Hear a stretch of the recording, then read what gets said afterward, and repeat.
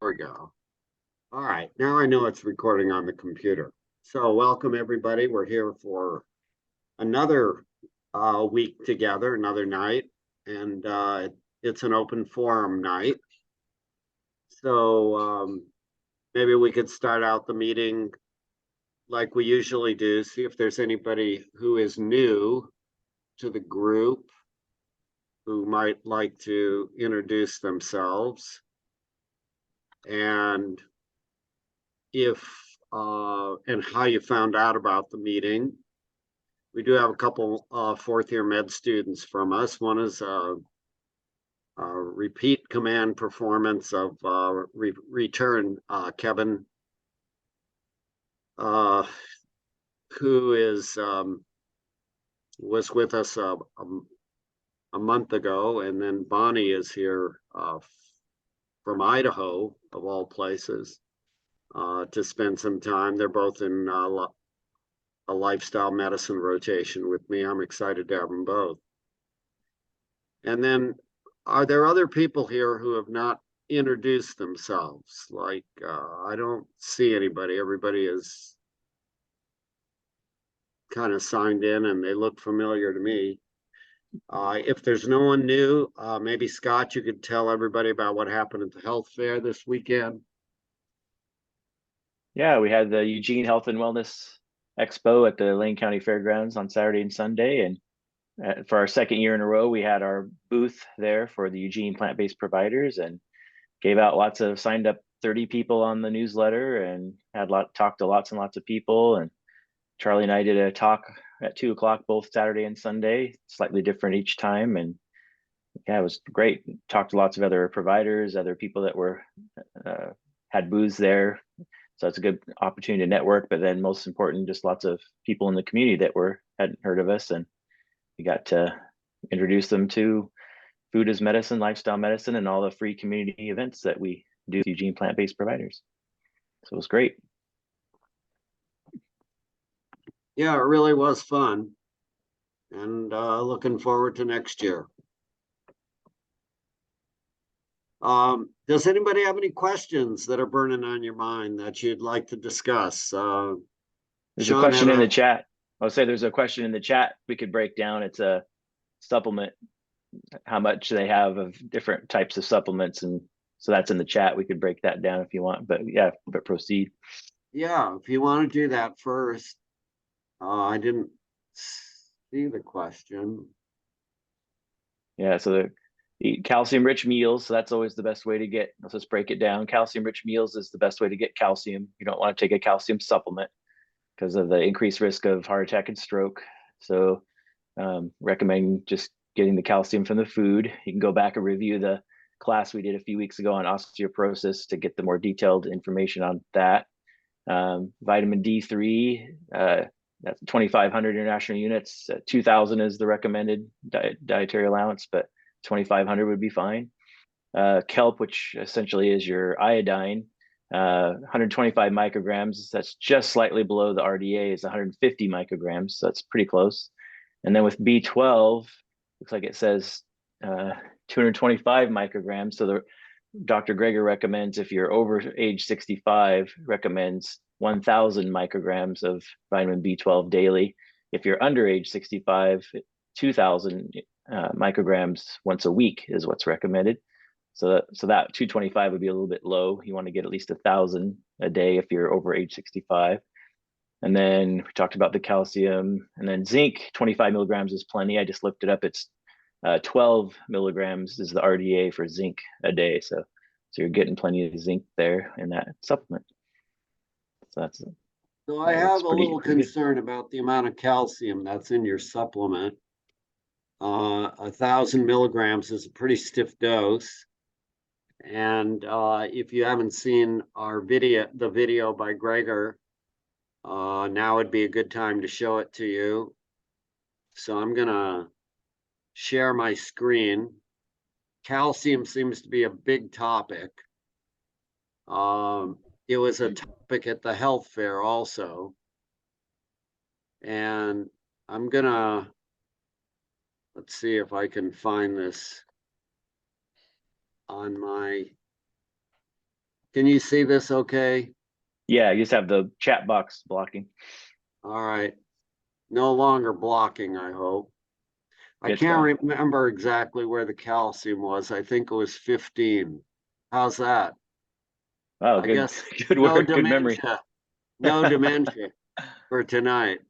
So are calcium supplements safe? Let's take a look at this video and then we'll get back with y'all.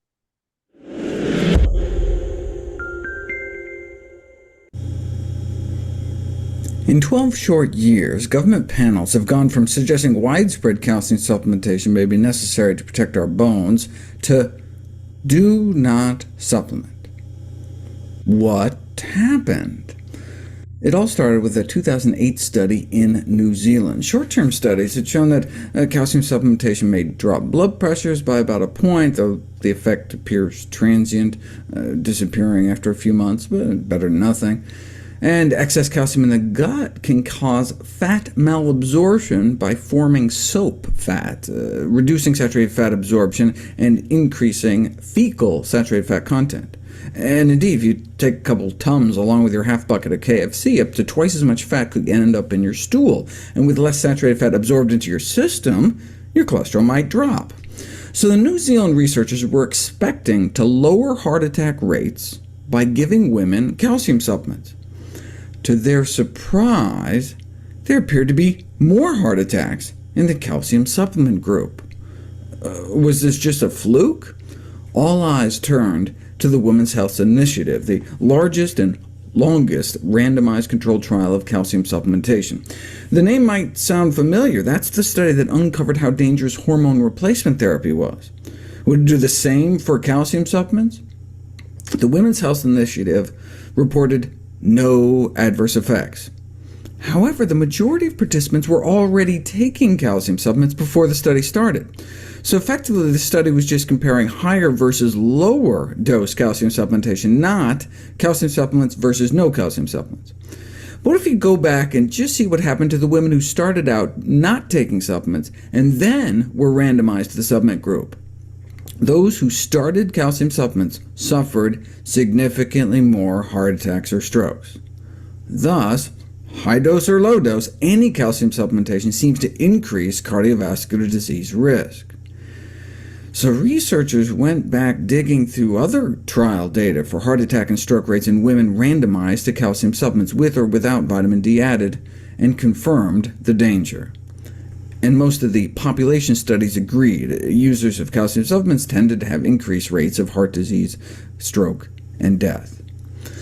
The supplement industry was not happy, accusing the researchers of relying in part on self-reported data, like they just asked people if they had a heart attack or not, rather than verifying it. And indeed, long-term calcium supplementation causes all sorts of gastrointestinal distress, including twice the risk of being hospitalized with acute symptoms that may have been confused with a heart attack. But no, the increased risk was seen consistently across the trials, whether the heart attacks were verified or not.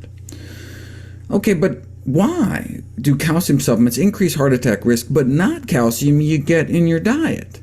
Perhaps because when you take calcium pills, you get a spike of calcium in your bloodstream that you don't get just eating calcium-rich foods. Within hours of taking supplemental calcium, the calcium levels in the blood shoot up and can stay up as long as 8 hours. This evidently produces what's called a hypercoagulable state. Your blood clots more easily, which could increase the risk of clots in the heart and brain. And indeed, higher calcium blood levels are tied to higher heart attack and stroke rates, so the mechanism may be calcium supplements leading to unnaturally large, rapid, and sustained calcium levels in the blood, which can have a variety of potentially problematic effects. Calcium supplements have been widely embraced on the grounds that they are a natural and therefore safe way of preventing osteoporotic fractures. But it's now becoming clear that taking calcium in 1 or 2 daily doses is not natural, and that it does not reproduce the same metabolic effects as calcium in food, the way nature intended. And furthermore, the evidence is also becoming steadily stronger that calcium supplementation may not be safe. That's why most organizations providing advice regarding bone health now recommend that individuals should obtain their calcium requirement from diet in preference to supplements. But if we can't reach it through diet alone, would the benefits to the bones outweigh the risks to the heart? We'll find out next. All right, so, we're not here to frighten or scare you. We're just here to share the science with you and the concern that taking 1,000 milligrams of calcium, if you're doing that on a daily basis, you're potentially causing your blood to thicken up and put you at increased risk of stroke or heart attack.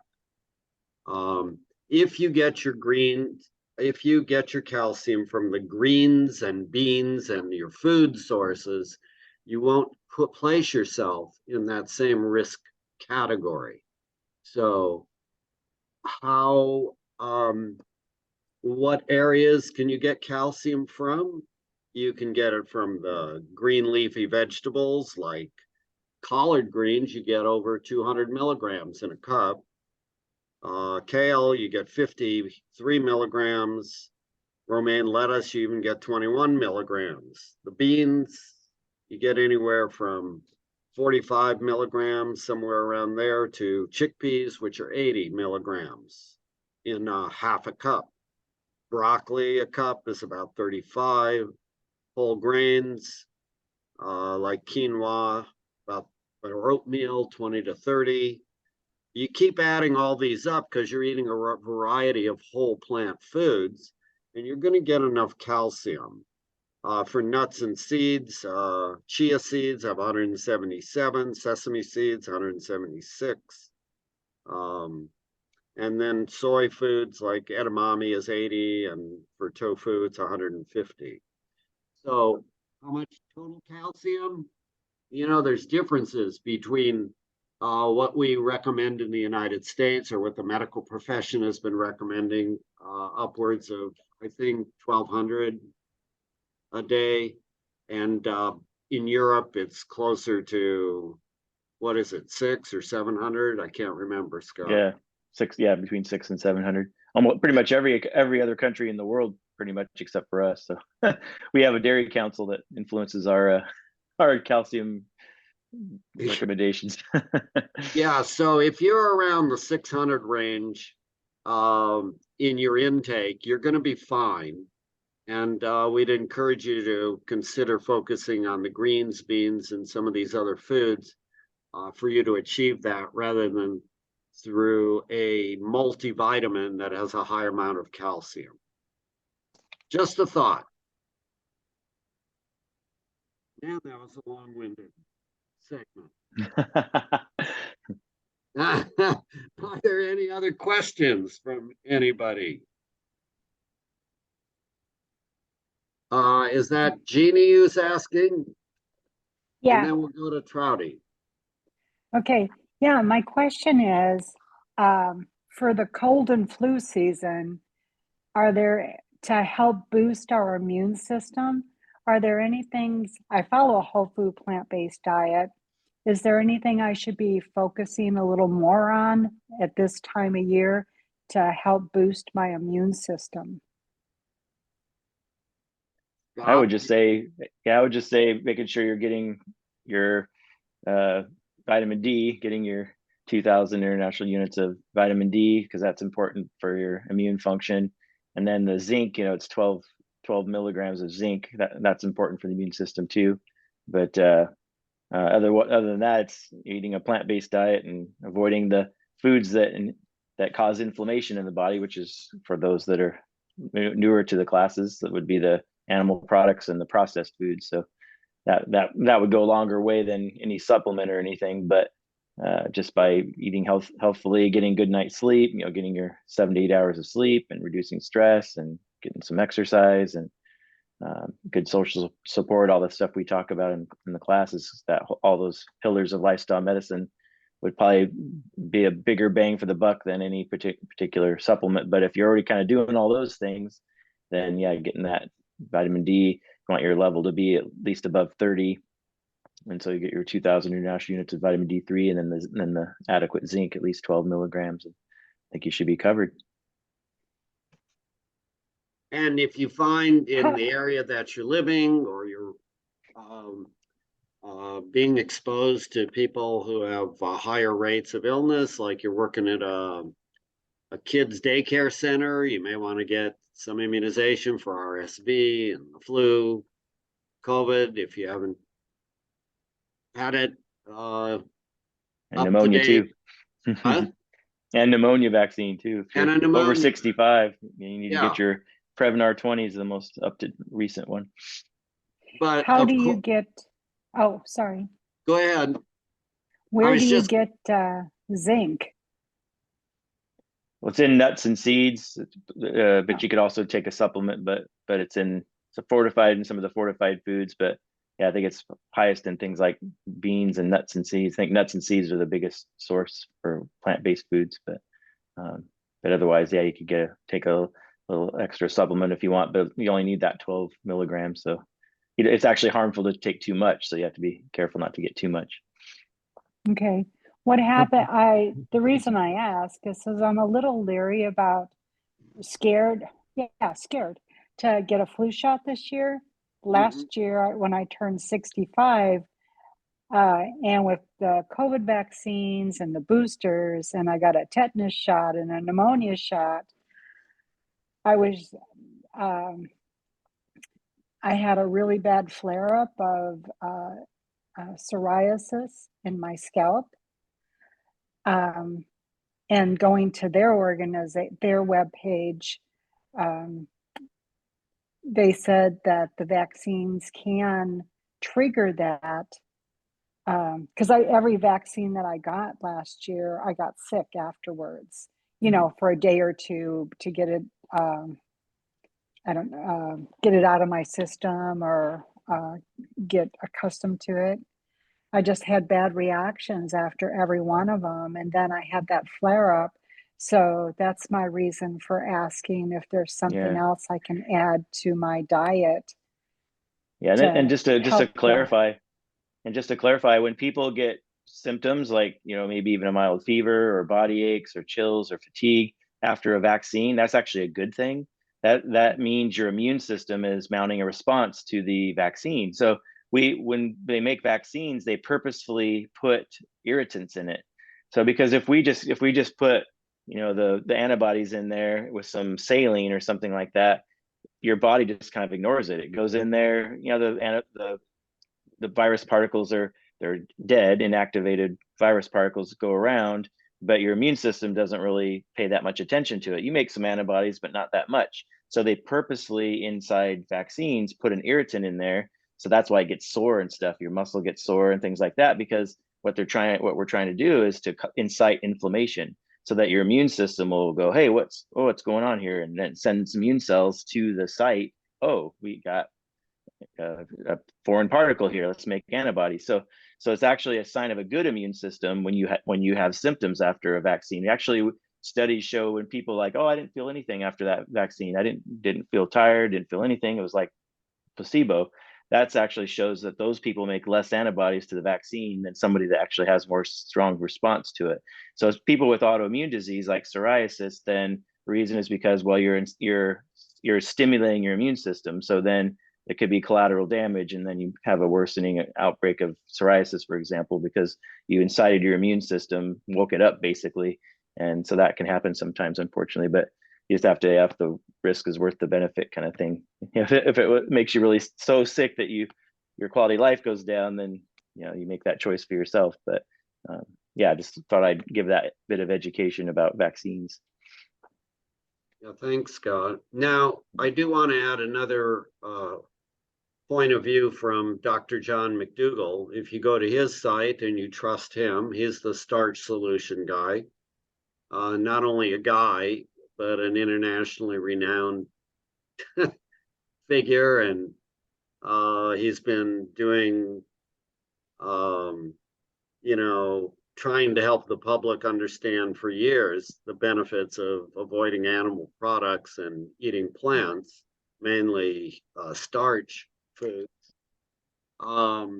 He feels pretty strongly that doing the flu shot has not particularly been shown to have benefit for the majority of the population. And he gives his argument on his site, John McDougall, or drmcdougall.com.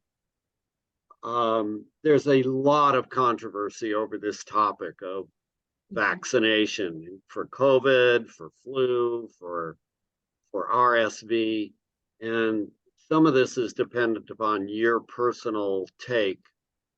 I will say I've kind of come to a conclusion that maximizing your lifestyle choices, like you're doing with your food, moving throughout the day, having, like Scott said, the social contacts, avoiding smoking and alcohol and chemicals that are harmful, are the number one thing that you can do to keep yourself in the best health.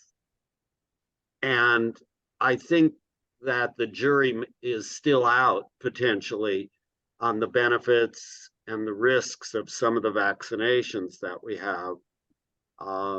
If you're working in a hospital environment, you're pretty well much required to have it. And I personally have not seen any significant major ill effects. I haven't run into anyone who has Guillain-Barré or whatever it is from the vaccine. It's not very common, the major complications. What about you, Scott? Have you seen major complications from vaccines? No, I haven't. And just for the record, Dr. McDougall is supportive of vaccines, but he just doesn't really support the flu vaccine, just because to be honest, it is kind of one of the lower effectiveness ones. It's usually between 40 and 60%, whereas a lot of the other ones are 80+% effective. So it's because flu mutates so much every year. It's like hitting a moving target every year. So it is on a population scale, it's probably still worthwhile if you look at the data, but there is still some, like Charlie said, some controversy. But just wanted to clarify that he definitely supports vaccines, just not just the flu shot. He says it's a little bit weaker on the data. Good point.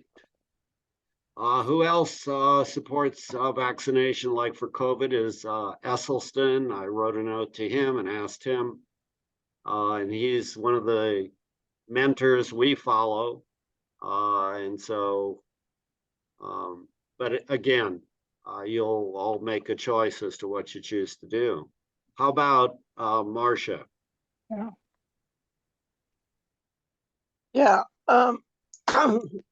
I got a pneumonia shot a few years ago. You only have to do that once, right? Well, there are updated pneumonia shots. It used to be you only did it once, and then I wound up getting it twice, and not the same one, because they had different variations. So this is a matter that you discuss with your doctor. Some of it's dependent on how long ago you had the vaccine, but they are being updated on a regular basis. So I would say so far it's been every 5 or 10 years that they've been updating it. And so if you've had it once, it's probably older, unless you got it once within the last year or two. No, it's been longer than that. Yeah, And then so the other day, I would check to see what kind of pneumonia vaccine you had the last time, and decide what to do about it, whether you should get an updated version.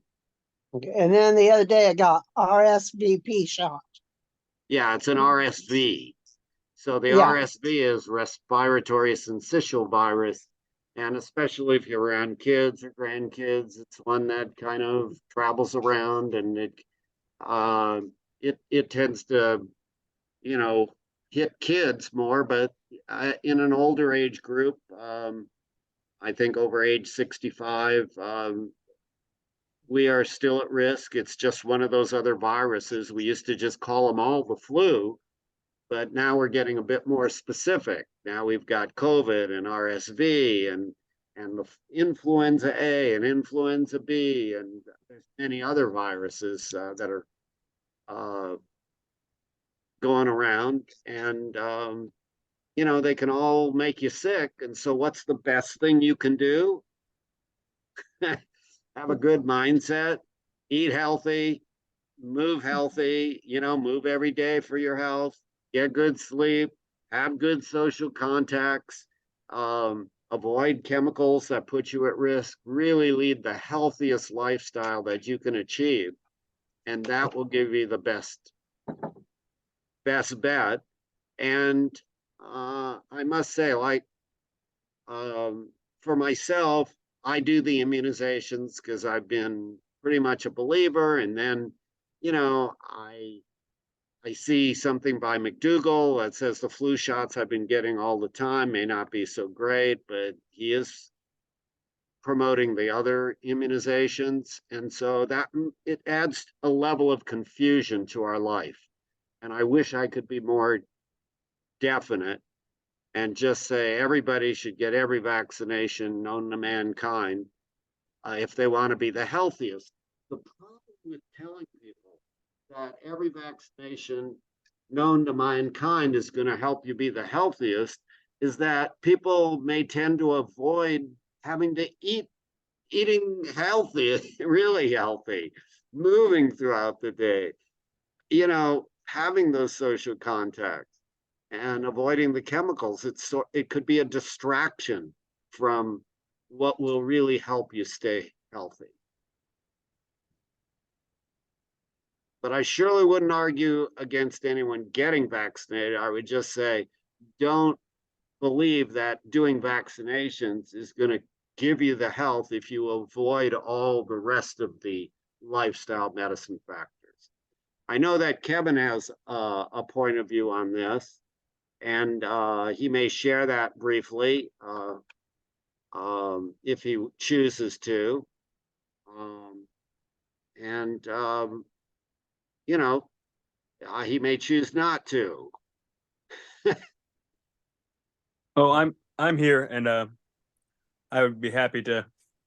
I just didn't know if I could succinctly do it, but I do share, I guess you could say, a differing view than Dr. Ross on some of these vaccination discussions. I think it's definitely important that we treat each one as a separate consideration. But I do think, and I do actually entirely echo what Dr. Ross is saying as far as the larger context and the larger focus should be on lifestyle factors. There's really nothing that's similarly to the kind of idea of it's hard to cure lung cancer as the person smokes cigarettes or cure liver disease as the person drinks alcohol every day. No amount of vaccinations really is going to protect someone who doesn't take care of their sleep habits, their lifestyle habits, their dietary habits, et cetera, et cetera. So that's the main thing I'll just echo for now is the main thing to focus on is lifestyle as we are here, regardless of which choice you make. Anybody have any questions over this issue? Are you confused?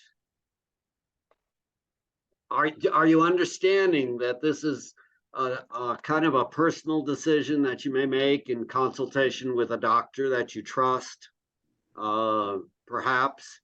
Yes, Trouty. Well, I used to think all vaccinations are bad. And when my son called me, he said, "Mom, it's a terrible way to die with COVID.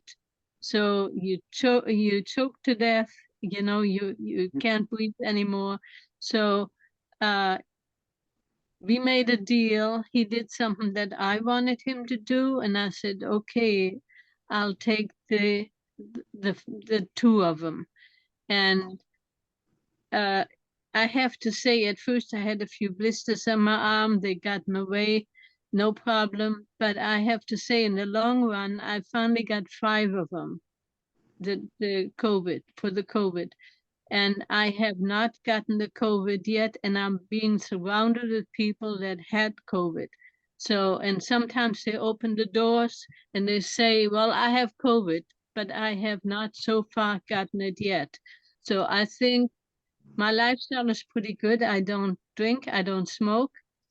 the problem with sleeping is another problem, but you know, most of the time I sleep pretty good. So I eat very well. So my lifestyle is probably pretty good. So I think the COVID injections probably were the right thing to do, for me at least. Everybody else has different opinions, but you know, before I would die, I'd sooner take the shots, you know, so Yeah, that's the way I feel about it. But I do not take flu shots because there's too many different strains and they are not covered very well. And besides, it was 25 years ago since I had the last time the flu and I survived it. So I don't think it's that necessary. That's my opinion about that. But I did get the pneumonia shot, both of them, the two different kinds, because I had an Alaska pneumonia and it was pretty bad. I could hardly talk anymore. So anyway, so the pneumonia shot, I'm sold on too. But anything else, I don't think I need. That's my opinion. well, thank you for sharing that. I mean, it is important for people to hear from their family, friends, and neighbors. And, you know, there may be someone in the room who said, hey, I had this terrible reaction and I'll never take it again. If we hear a lot of people like that, it may influence our decision. I Yeah. personally have not seen very much of that, but others I may have. I have. We've had somebody in our close friends who took one shot and got a bad reaction, and ever since she does not take anything else. But Yeah. you know, it's a health risk when we are too close together because she could pick it up and give it to us, you know. Yeah. So yeah. So, does anybody else have anything they want to add to this discussion or subtract? Yes, yes, Yes, so this is Rob. yes. Yeah, I, go ahead, Rob. Fire I live, away. I live in a sort of a high-rise apartment thing in Eugene, Yes, and our primary method of getting around are two elevators. So you're in there with the ones who get COVID injections and the ones who don't or won't. And some people wear masks and some don't. So I decided to get the flu this year, the flu injection, the flu shot, and I've always gotten the COVID booster. So that seems to be the direction I'll choose while I'm in this location anyway. Mm-hmm. And Yeah, I had definitely. another comment too, was zinc, pumpkin and sunflower seeds specifically for high levels of zinc. You don't have to eat as many of those as maybe some other foods to get a lot of zinc. good point. Yeah, Thanks for sharing that. and they're tasty. Thank you. Anyone else care to share? Beth?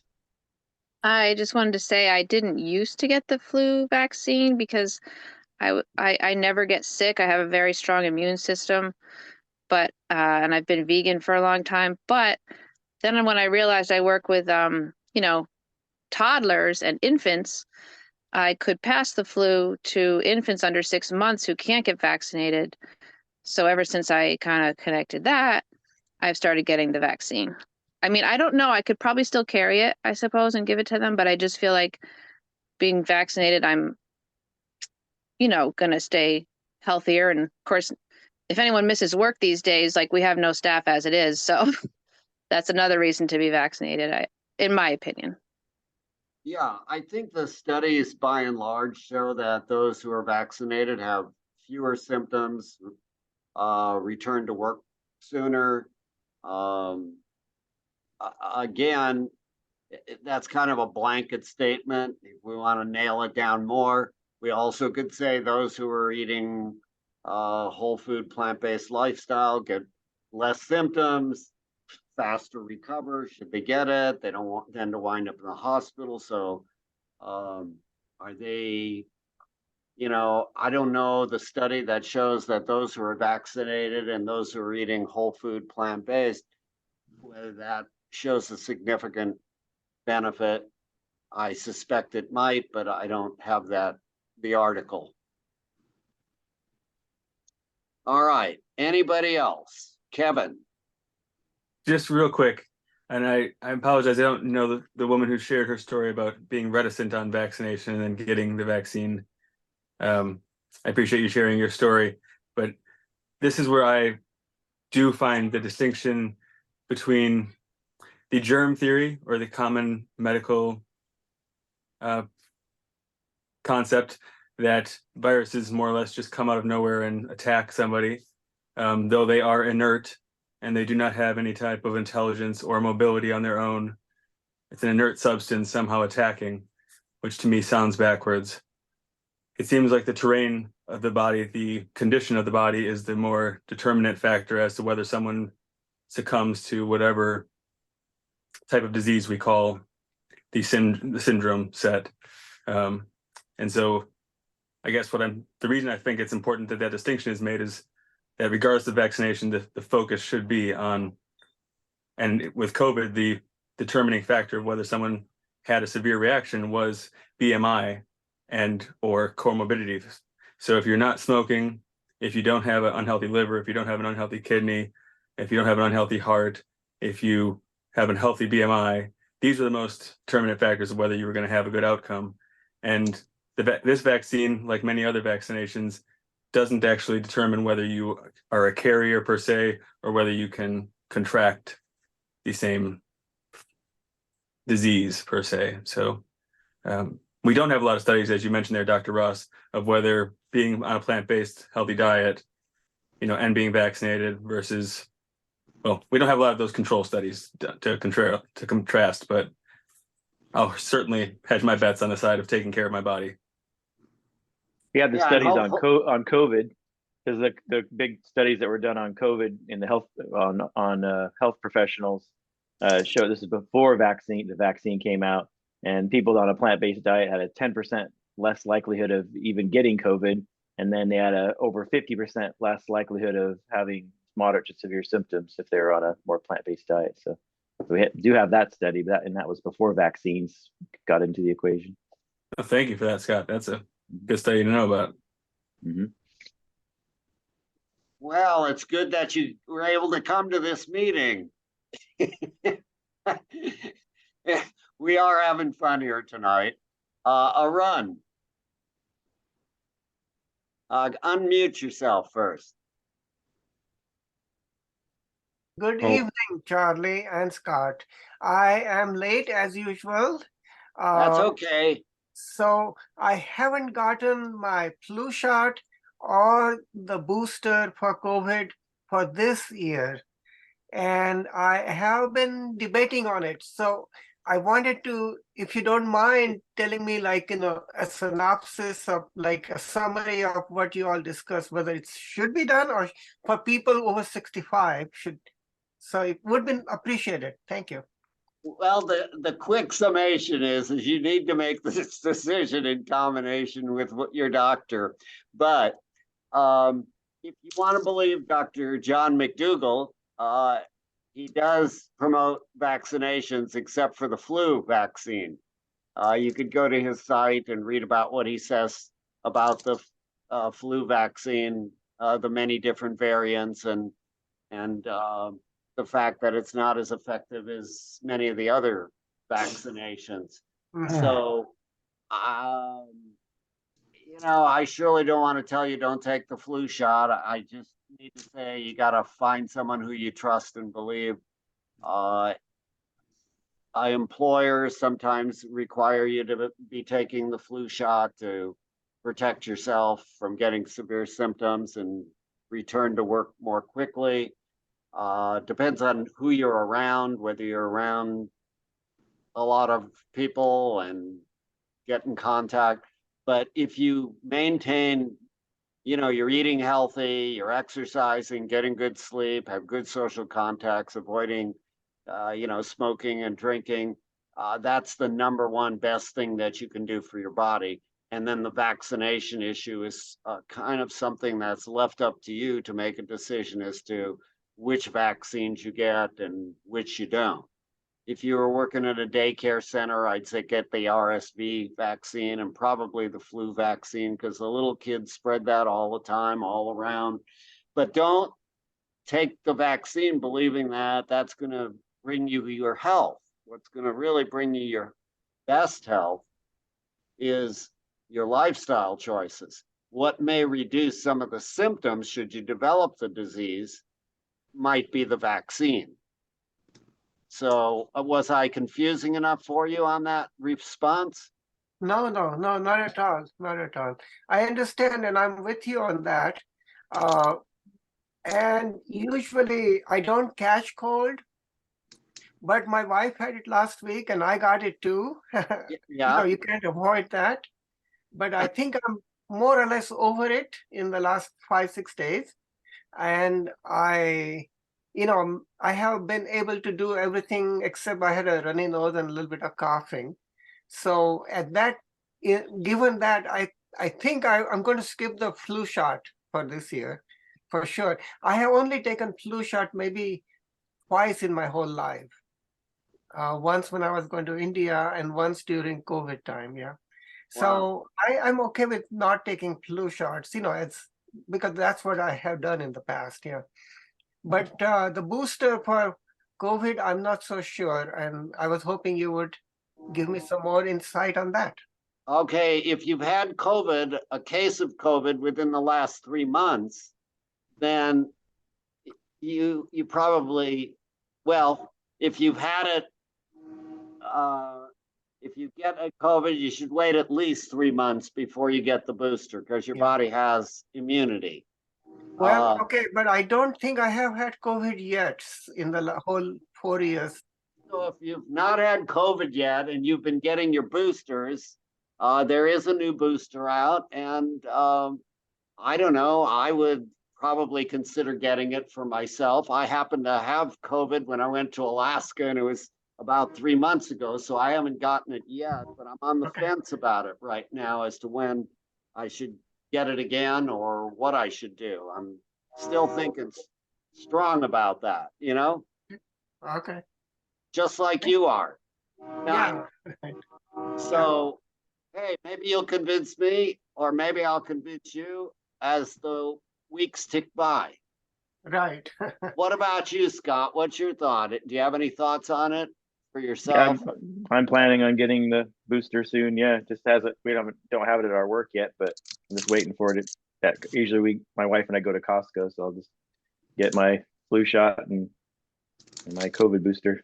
I've had 5 COVID shots. So Does your work require a flu shot to work? you can opt out. You can sign a waiver, but you have to have COVID. You have to have COVID shots, so you can't work there. Okay. Yeah. Well, that solves the issue. Scott's getting it because he has to go to work, then we should have it too.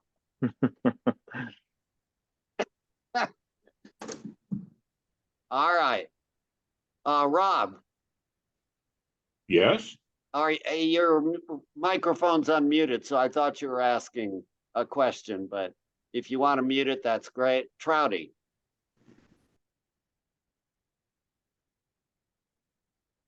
You're muted, Trouty.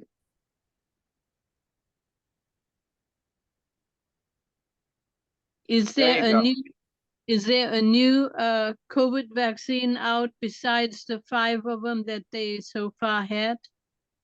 Yeah, the CDC had us destroy all the bivalent ones. The most recent one before the new one was called the bivalent, but it's been shown this new strain that's out this fall.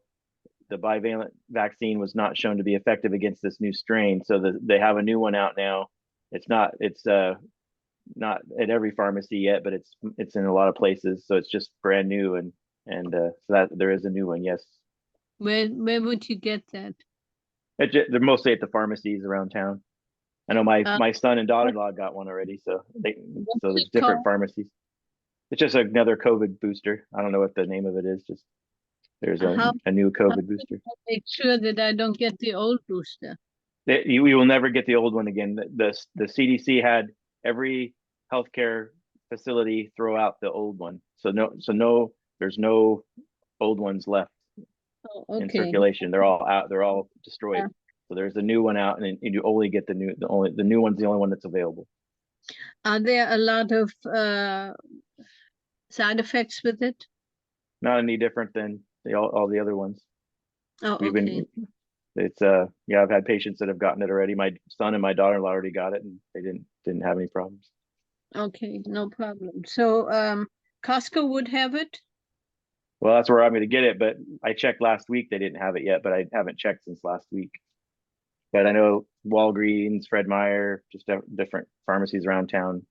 It's hit and miss, but most of them have it. What about Albertsons? I don't know. You just have to call. I don't know. Fred Meyer's have it. Okay. I don't have their phone number, so yeah, yeah. Thank you so much. Welcome. Marcia, I heard they were going to combine the flu and COVID into one shot. Maybe in the future, but not right now. It's not that way. They're just saying you can get it. It's safe to get both at the same time. You just but it's not in the same shot. But they've talked about in the future, you know, maybe next year or 2 years or 3 years, who knows? There's talk of making it a combined flu shot COVID booster every year, just to kind of have it as a convenience. But that's just talk. That's not the way it is yet. Oh, okay. okay, and keep in mind the fact, as Kevin was trying to emphasize, that you know, you really want to keep your body healthy, not depend on the vaccination to prevent illness. You really want to be focusing on your lifestyle choices to give you the maximum best health. Then if you choose to do vaccination on top of it, and maybe have some added benefit, it seems like it does in my mind for a number of illnesses, but you'll make that decision with your doctor or your family members or someone. All right, let's get on to whatever else anybody has to question or say. Any questions from anybody? Any comments from anyone? It's a quiet room tonight, huh? Those that were here last, I would say those that were here last week, did you guys enjoy Sean Egglestone, the dietitian? Yeah, Dave first, and then you can answer Scott's question. Okay. Anyway, Scott, is your daughter doing well? Yeah, she's being induced. She's being induced tomorrow morning. Oh, tomorrow. Okay. I was wondering Yeah. She's late. She's too late. And a question on a lighter note, does anybody know of any healthy tortilla chips? I would say ones you make. Ones you make would be the best. Or if you just get corn tortillas and that don't have added salt or oil, and then you just put them in an air fryer, that would probably be the best way to go. All right. Thank you. Christine, my wife, searched high and low for chips when we first transitioned and has been searching ever since. And she has tried making her own with the air fryer, and it hasn't been quite so successful. And she's kind of turned to Wausau crackers occasionally. Not every day, just intermittently. It gives her a bit of a crunch. The Wausau, I think it is, W-A-S-A. Yeah. And they come in rye, or they come in whole wheat, or whatever it might be. Okay. Sheree wants chips for salsa. Yeah. Yeah, so what Scott said is probably the best option. Okay, thank you. You're welcome. I'll run. I wanted to say that I have made many a times Indian style tortillas, which is basically whole wheat flour and water. You may choose to put 1 spoon of oil in the whole bag, whole like dough. And then Okay, it comes, I mean, you make it right away and you eat them the same time after you have cooked them. And they are cooked on a frying pan without the oil. It comes out good, but of course it's processed in the sense that you have used a whole wheat flour as opposed to whole grains. But I have been quite happy with those. and if you eat them the second day, are they mushy or not so good? No, they're still okay. But in India, we always had them the same time, same morning, or sometimes maybe later in the evening. Okay. Since we're talking about crunchy foods, we did have one of the class members, Ray, share a recipe with us. I think that was at the health fair. And what you do is you take a gold, what is the name of the gold potato? It's called Yukon Gold. yeah, you take Yukon Gold potatoes that are about 2.5 inches in size, and you cook them. You know, stick them with a knife, put them in the microwave or boil them, cook them to where they're soft, and then he uses a waffle iron. The waffle iron, he heats it up for about 4 minutes. He puts the potatoes in the microwave. He's got a big waffle maker. It's a 9-incher. We've got a 7-inch that we had from the old days. But his 9-incher, he could put a potato on each of the 4 squares that make up the usual typical waffle. And when they're cooked, you can take the lid, pull it down, and squish those things right into a waffle shape. The lid comes down, and then you cook them on a medium fire is what he does, a medium temperature. And after 20 to 30 minutes, they become very crispy. 20 minutes, he says, he usually can't wait the 30 minutes, but if he waits 30 minutes, it's usually very crispy, and he loves those things. So just a thought, I haven't tried it as an experiment yet, but my mouth is watering talking about it. So I had to share that with you. Anybody else have something that's burning on their mind that we can talk about?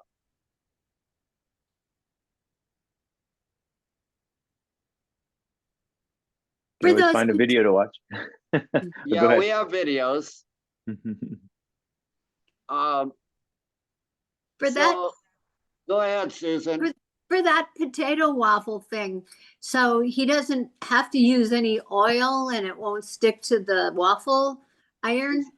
He says that he uses no oil, and if he where he first learned about this was from Chef AJ, and she said to put the potatoes after they're cooked, put them, I'm gonna kind of mute for a moment just to make sure the sound is not so great. Let's see. All right. The room is relatively quiet at this moment in time. Okay. He says that she recommended putting the potatoes after you cook them in the refrigerator to cool them off, because then you get more resistant starch, and that's food for your microbiome.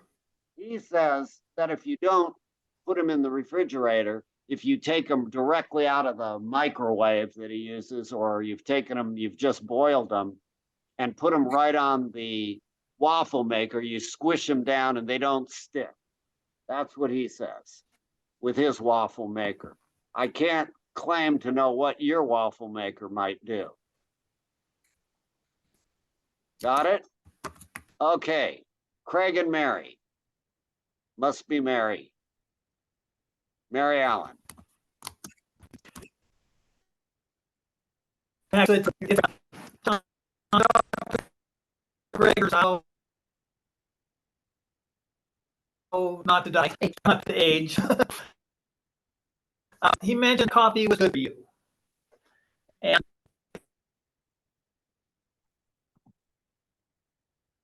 curious about concepts of coffee. Is it, what are the buzzes on?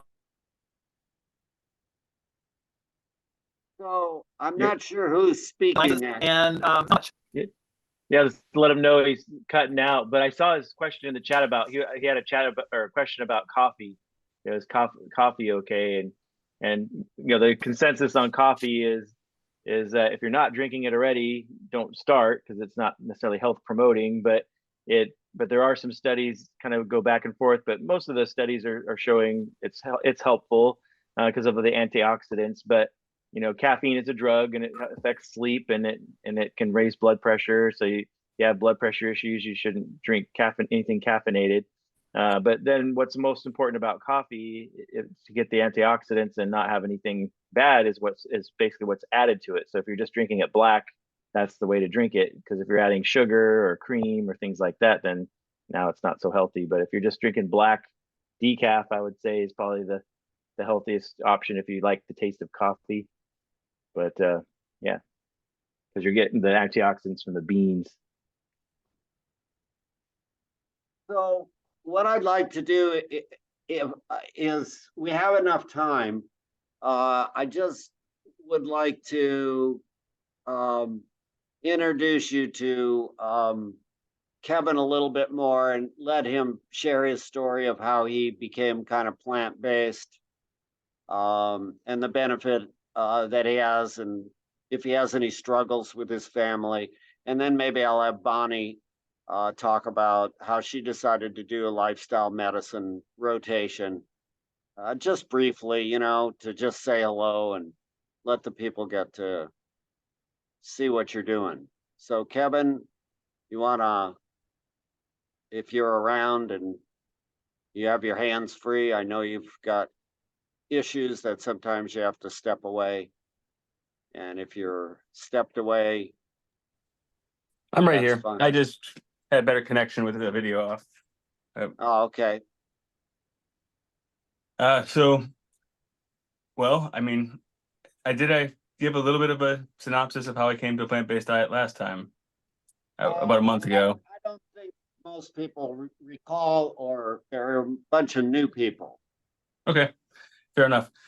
I didn't want to bore you, but thank you for your attention. I was quite ignorant to a plant-based lifestyle. I grew up in Wisconsin, in Milwaukee, and well, Wisconsin is known for three things, at least, for drinking a lot of alcohol and substances of that sort, eating a lot of cheese, and watching other people play sports. Not particularly being too active of a bunch themselves. So I kind of developed those same habits into my late teens.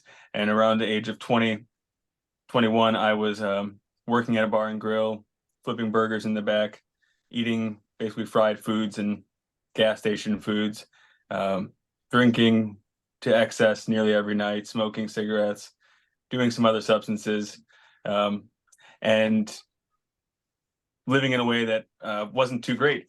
And lo and behold, I ended up becoming a father. My girlfriend became pregnant, my girlfriend, who's now my wife.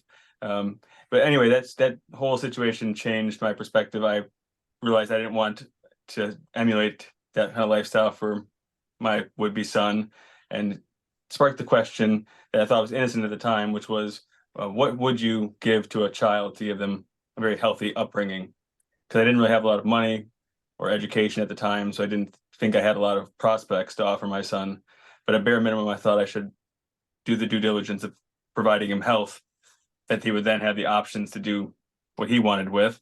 And that innocent question of what do you feed a child for health just kind of sparked a transition into a healthy, raw food, plant-based lifestyle that changed my trajectory. I had some health issues, digestive issues that were going on, and I didn't have health insurance. And luckily, everything cleared up. And I went on to go from hardly being able to run a mile to running 50-mile races. I have a 50-mile race coming up early in November here, and have 4 very healthy children, and went on to have a career coaching people in health and fitness. And had the pleasure of working with some great doctors and at various retreats around the world with Olympic athletes and world-class performers of other sorts. And it was just fun to see how much diet and lifestyle really is unmatched as far as a sports performance enhancer, health benefit enhancer. So I highly value lifestyle and its approach and its benefits within human outcomes, and went into medicine hoping that I could make some type of difference, knowing full well that Western medicine has been completely missing the mark.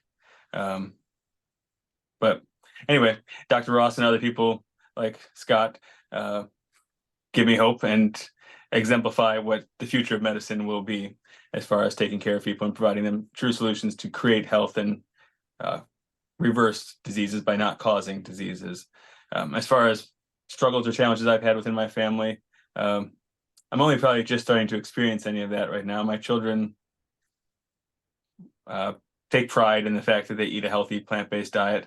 I think the more education we give to our children and the next generation around the why, and this is an easy one to give a why when it comes to a healthy plant-based diet, because you can come from any angle and attack it from a teenage perspective. It's going to help you with sports performance. It's going to help you with having a clear voice for drama or whatever type of singing you might be doing, or clear skin for acne at that age, and healthy weight. As we get older, obviously, there's many benefits, but for teenagers and kids, they don't really care about those. When they're even younger, the benefits for the planet and for themselves in relation to other creatures, they usually take great joy and pride in having that relationship. Where I don't eat animals, I pet animals, I enjoy animals, but I have many other foods that I enjoy. My food is contributing to a healthy planet, not really detracting from what I want to see. So I found that diet-wise, they all are on board. And health-wise, it's my philosophy that health is something that's so simple, and it should be brought to such a simple level that we can teach it to a 5-year-old or to a 9-year-old especially. They should be able to completely understand the whole cornucopia of what it takes to have a healthy life. Yes, there's nuances as they get older for various things, but as far as the general gestalt, in that we cause health from the inside out. Health is caused by the substances, forces, the influences, and the conditions we subject our body to. There's a fantastic intelligence working within each of us that takes these substances and forces and the influences we're surrounded with and creates the fantastic experience of life and health. It's quite miraculous, and all the various things we do to maintain this organism allow us to have that interaction, this amazing interaction we're having right now with the technology and communicating across various miles of distance. It's amazing. And so all that comes from the rudiments of health. So no matter what the person wants to do, no matter what my children want to do in life, it depends on having a healthy body and a healthy mind. And I think that's a joy to share, and something that's, as I said, quite simple. And I think it's our due diligence as doctors and parents and brothers and sisters to help spread the message of health. Wow. Thanks for sharing that, Kevin. Does anybody have any questions? You can bring your camera down, Charlie. We can only see the top of your head. Thanks. Anybody have any questions for Kevin at this point about the lifestyle? At some point in the future, you'll get to hear about maybe his amount of fruit that he has in a day. May surprise you a little bit. It surprised me, and he's been quite healthy. And I know a lot of people feel that there's too much sugar in fruit and other things, but he'll get a chance at some point in the future. All right. So then, if you don't have any questions, I'm kind of looking around the room. I've got to go to one more screen to just make sure no one's got their hand up and no one is like unmuting. So Bonnie had just started her rotation yesterday with me. And she's from Idaho. She called me up and said she wanted to do a lifestyle medicine rotation. And so she spent some time today at the hospital, McKinsey-Willamette Hospital, with a registered dietitian who's does shopping tours for our Eugene plant-based providers. And I'm just kind of curious how the day went. Maybe you could just say hi and how you found out, how you decided to come this way, and that sort of thing, Bonnie. So if you unmute, that would be great. And I know it's. Thank you. Oh my goodness. Welcome. As for how the day went, it was great. I actually went around with Sean instead of Karen. Not sure why that happened, but it did. So, but it was good. Spending time with him and talking with him, talking with some of the patients. Many who were not excited about making any changes, and a couple that were. So to be expected. Yeah. So yes, I attend Idaho College of Osteopathic Medicine. The reason that I called Dr. Ross is because I don't know if any of you are familiar with Dr. Dry Belbis. The two of them used to work together at Comp Northwest, and she introduced me to the nutrition and medicine lectures that Dr. Ross helps with as well. And so I then approached her and said, do you think I could maybe get a lifestyle medicine rotation over there in Oregon with him? And she's like, why don't you call him and ask him? So I did.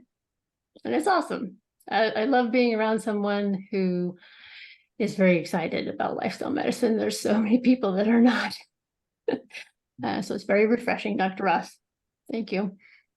As for me, I kind of came at this in a long, slow process. I'm very much a non-traditional student. I've been married for 32 years. My husband still loves his standard American diet. I eat whole food plant-based. I have 2 daughters. Clear back in, I think it's 2003, we as a family watched Super Size Me. And my youngest daughter, who has always been a fan of fast food, just flat out said, I'm done.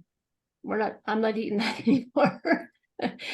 And so we basically, all of us stopped eating fast food at that point.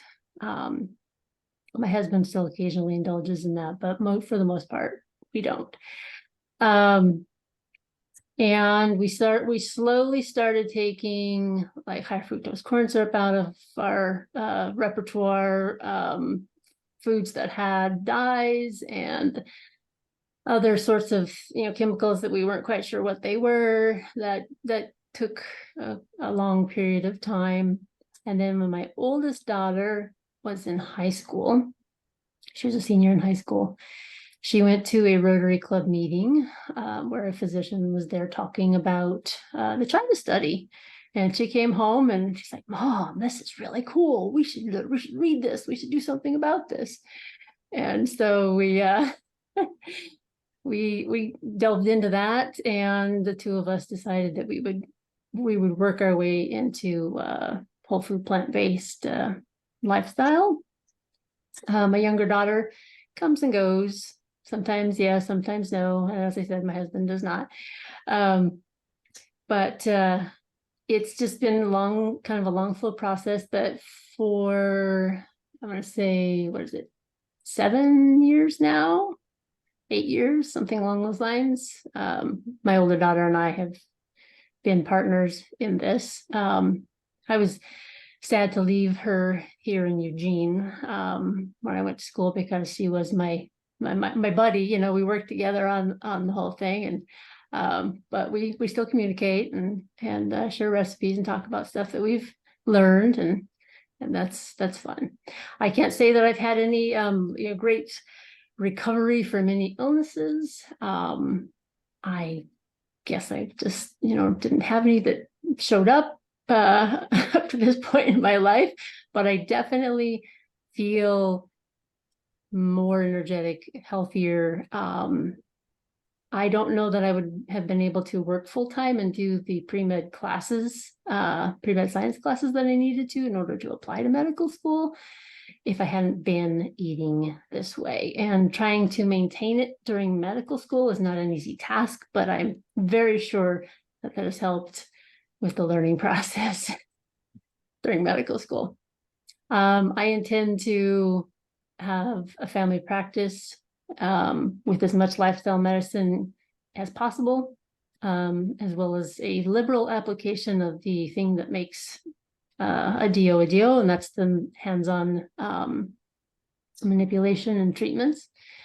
I think the two of those combined together help eliminate chronic disease and help people be healthy in other ways physically. So that was my why to go to medical school, was to eliminate chronic disease. Period, flat out. So it's a small goal. Little bitty thing. Hopefully it works. Anybody have any questions? That's great. Thank you for sharing that. Great story. Yeah, well, I'm glad our two fourth year med students got a chance to share with you a little bit. Some of you can relate, and you can understand my enthusiasm for interacting with med students at this point too. I think they're going to have a big impact on whoever interacts with each of them. So anyway, I'm excited about it. Makes me excited and hopeful for the future, because think about, you see about 3,000 patients a year working full time. So that's a lot of spreading a lot of health messages. Any other questions or any questions from anybody? Any thoughts about anything on your mind? Arun. Just unmute yourself first. Okay, now I can talk too. Yeah, we can hear you. Yeah, I was thinking, wouldn't it be cool, since we are talking about healthy food, why not, like, for example, we might be able to contribute a couple of 100 pounds of apples. Maybe some of you might have some other things so we could have maybe once sometime in October, maybe next year, if it's too late this year, but to have like an exchange of things that you have too much of, like we have lots of apples or grapes, for example, to have a healthy produce from your garden or something. I think that will be kind of cool to share the goodness. I think that's a great idea. I wonder how many people actually have gardens who are attending these classes, this particular class. I don't know if everyone has a garden like you have. Well, yeah, okay. So maybe here's another idea. I would be more than happy to bring, next time we have a walk together, to bring a bunch of apples. People can take them for free. That's very kind and generous of you. That's wonderful. Yeah. Is there another walk coming up, Scott? Yeah, at the end of October, it's like the 28th. Let me check my calendar here. Yeah, Saturday the 28th at 11 o'clock at the South Eugene High School track is our last walk of the season. So, sounds good. I will bring some apples. The only thing I cannot promise is it's not all vegetarian apples. There are some, it's organic apples, unsprayed and all. So there are some worms crawling in some of them. I was going to ask you, are you going to bring the worms with the apples? I was going to ask you that. It's okay. It's okay. We know how to navigate an apple that has a worm in it. All Wait. right. Okay. Oh, that's great. All right. All right, we still have 10 minutes. I'm gonna share my screen and I'm gonna put up Chef AJ's stuff. I want to just go over it with you all one more time. But first, Trouty, you have something you'd like to add? Unmute yourself first. When you eat an apple with a worm, you are no longer whole plant food. Oh, that's a good point. About a very good point. Okay, so I'm going to share my screen here, and I'm going to go back. I got to go back to, I think, the first or second lecture. Let's see if it's the second lecture. No, it's not that. It's not that. It's the first lecture I need to go to. So here is the first lecture. Let's see if I can get in here. There we go. And then there is a Chef AJ chart right here. All right, and then I need to make this bigger. How am I going to make it bigger? I'm going to expand it out. Oh, let's do this and expand it out. I don't know if I can make it bigger than that. I guess that's big enough. All right, so. Do you have a button for full screen? I don't see where that button is that says full screen here. You know? It's probably going to be a symbol. I can push this. I can push this. But, oh, I can X this out. That's what I can do. That's getting better, isn't it? Yeah. Little bigger. And then I can maybe expand it out this way with my fingers. Okay, there we go. So if you eat on this side of the red line, look at the foods. This is just a brief review.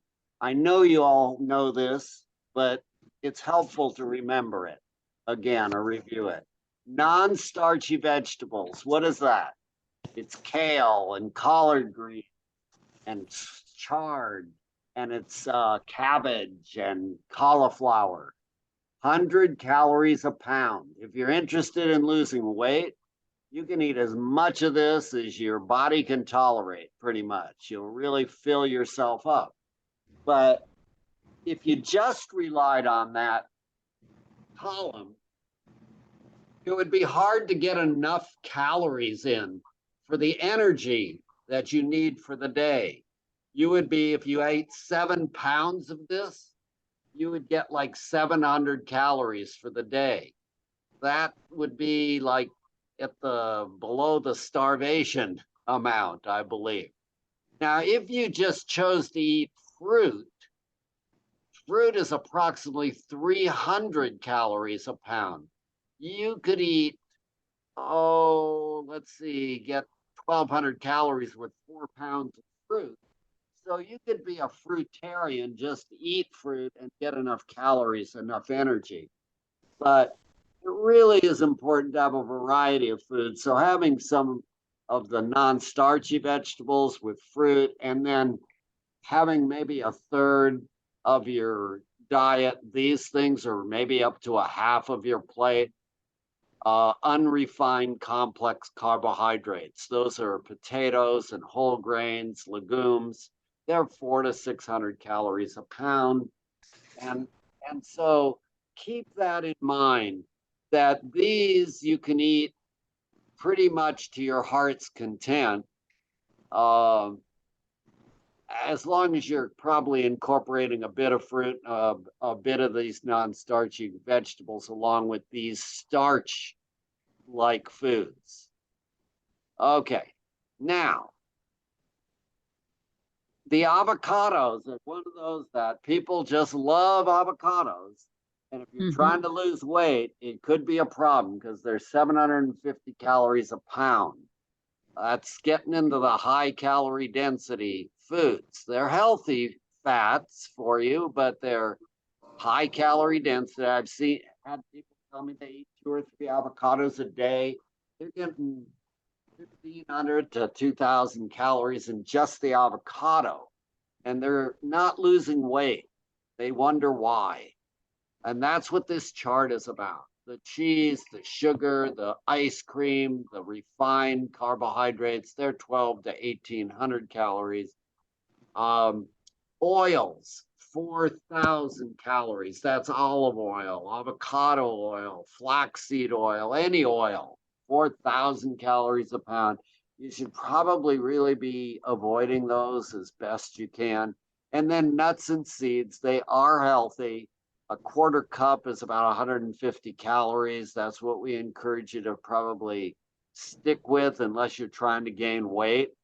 And these nuts and seeds are flax seeds and nut butters and tahini and the hummus and the nuts. Again, be careful about how much of those you have because of the high calorie density. If you're trying to lose weight, if your ideal body weight, you could probably eat what you like of these and the avocados once you're at an ideal body weight. Anybody have any questions about this? I can't see the room, so I'm going to leave it to you, Scott, if there's anybody who raises their hand. Can't see because it's shared screen. I can't see. I can see the chat, but I can't see the gallery. Oh, you can't see the gallery? Okay, so I'm gonna stop this. Now you can see it. Okay, Trouty. How much is in the fish oil? In the fish oil? Yeah. How much calories? Like how much is in salmon? Salmon is like 50% fat. So that's a lot of calories depending on the quantity of fish you eat. No, I'm talking about the fish pills. Oh, well, fish oil it's oil, so it'd be 4,000 calories a pound, but it's it's in such a tiny little capsule, but you don't really need the fish oil capsules anyway. If you take 3 big fish pills, how much is that? Not enough to worry about, but why are you taking the fish oil pills? They're contaminated with mercury usually. Oh, they are? Yeah.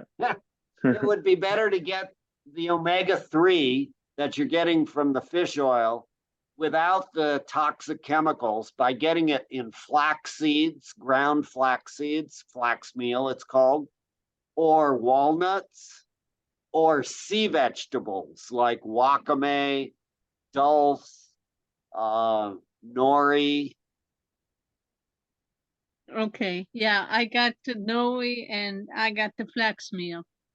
But you don't have to take the fish oil capsules.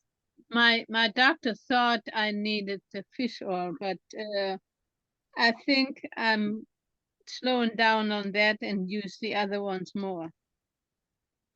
The sea vegetable, the nori, and I have that, and the flax meal. Yeah, the flax meal, I can put that in a soup, right? Yeah, you could put it in a soup, a salad, oatmeal, whatever you want to put it in. Oh, okay. Thank you so much. You're very welcome. Let's see, is there anybody else with a question? Or is there anybody with an answer?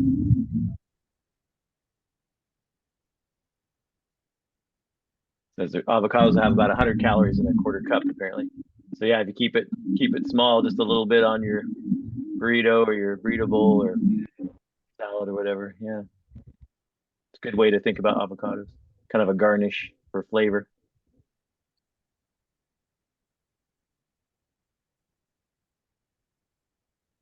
Okay, Marcia. On the flaxseed, you only have to take a tablespoon a day, correct? Yeah, what, like you go, yeah, a tablespoon of ground flaxseed a day. Sometimes you can take a couple tablespoons. I've heard Gregor say for controlling diabetes, some people take up to a couple tablespoons a day. Pull your camera down again, Charlie. Oh, thanks. I do keep forgetting that. I usually am standing up, and for some reason I'm sitting down today. I don't know what the issue is. You're There, human. I'm back up on my 2 feet again. what about, I read somewhere to take 2 teaspoons of apple Apple cider vinegar. Yeah. Yeah, so each that's meal. one of the 21 tweaks that Dr. Gregor has on his Daily Dozen app.